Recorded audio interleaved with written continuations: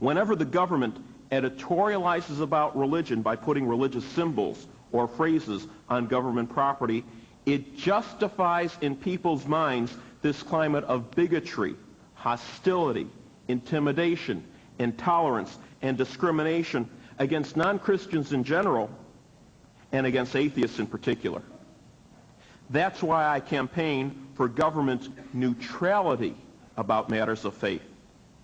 In state after state in this country, atheists are specifically prohibited by law from holding any government job, testifying in court, serving as a juror, or even serving as a notary public. When we've gone to federal court to challenge these unconstitutional practices, the courts have repeatedly ruled against us, saying that these government policies constitute government neutrality towards atheists. I've gone from town meetings in Illinois to legislative offices in Washington, pleading with our congressmen and senators to sponsor legislation that would provide atheists with the equal protections of the law. The response from the legislators have been that they don't feel the public supports legislation that would protect atheists' constitutionally guaranteed civil rights, and that to sponsor such legislation would be political suicide. So I'd like to ask you a couple of questions. Since this is on radio, I ask that you respond by saying yes or no. The first question is whether you support Congress adopting civil rights legislation that would guarantee that atheists are treated the same as any other citizen. If you favor such legislation, please say yes. Yes. Opposed? No. Okay, thank you. The other question is whether you would vote to re-elect a legislator who supported civil rights legislation for atheists. If you would re-elect a legislator, even though he supported civil rights for atheists, please say yes. If you would not re-elect a legislator because he supported civil rights legislation for atheists, please say no. No. Okay. I hope tonight's debate has demonstrated that atheists are just like you, except for our opinion about whether the evidence compels a belief in God or Jesus.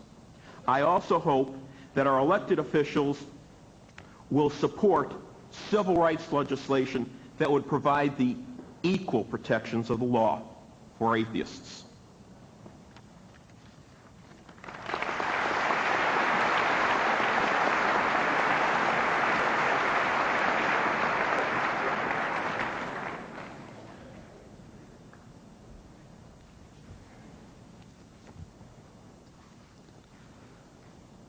I'd like to start by responding to Rob Sherman a little bit and saying that if we're talking about fair treatment of atheists, that I think we as a church would agree with some of the points that he's making.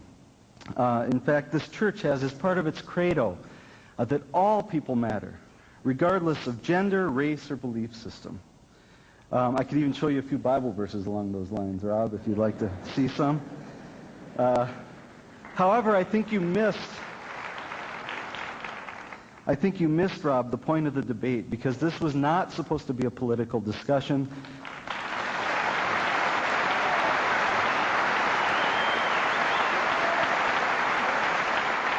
The point of this debate is, where does the evidence point toward Christianity or atheism?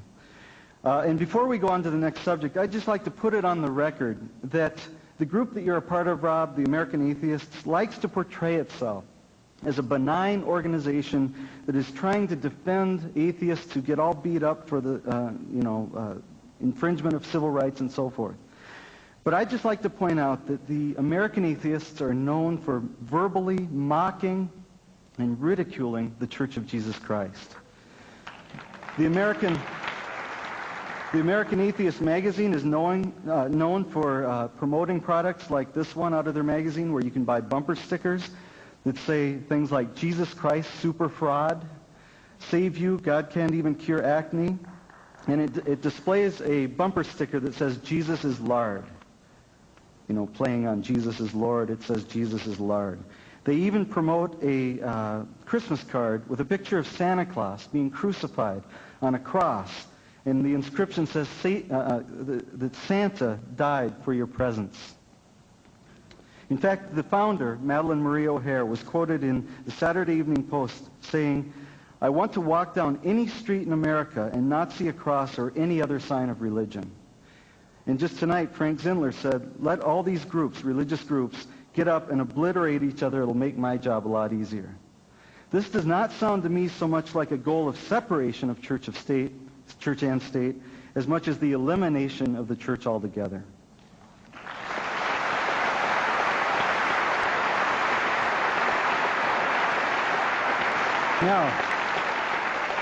Now, a few specific comments on the debate. Largely what I heard was a positive case for Christianity.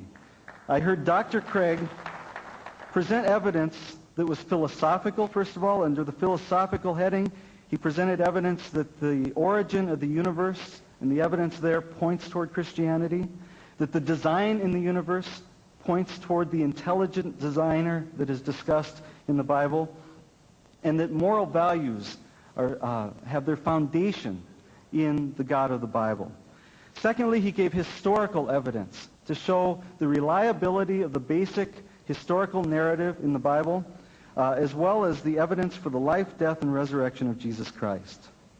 And finally, he gave some experiential evidence pointing to the fact that God changes lives. And I just want to add to that he's changed mine, and you're in a church where thousands of lives have been changed. And in fact, just a few hours ago, we saw the miracle of 500 changed lives of people who were baptized right on this very stage.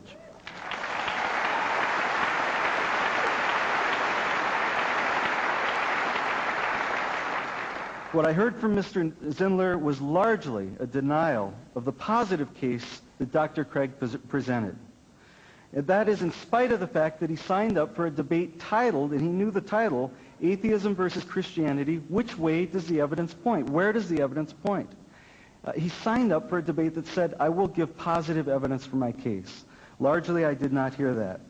And so instead of building his own positive case, I felt that mostly what we heard was rock throwing at the case that Dr. Craig presented. So, for me at least, and this is personal opinion, it seemed easy to determine which way tonight the evidence pointed. I'd like to now end with a brief challenge to three groups of people.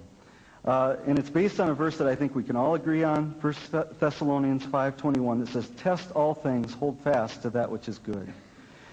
If you are a skeptic, I hope tonight you've realized that there's solid philosophical, historical, and evidential evidence for the truthfulness of Christianity, and that it's a critical question worth looking into, and we as a church are here to help you do that. If you're a Christian, I hope you saw that though there are challenges to our faith, if you study, it stands. And if you are a seeker, I challenge you to get off the fence and to start taking steps towards seeking the truth of Christianity. Thank you.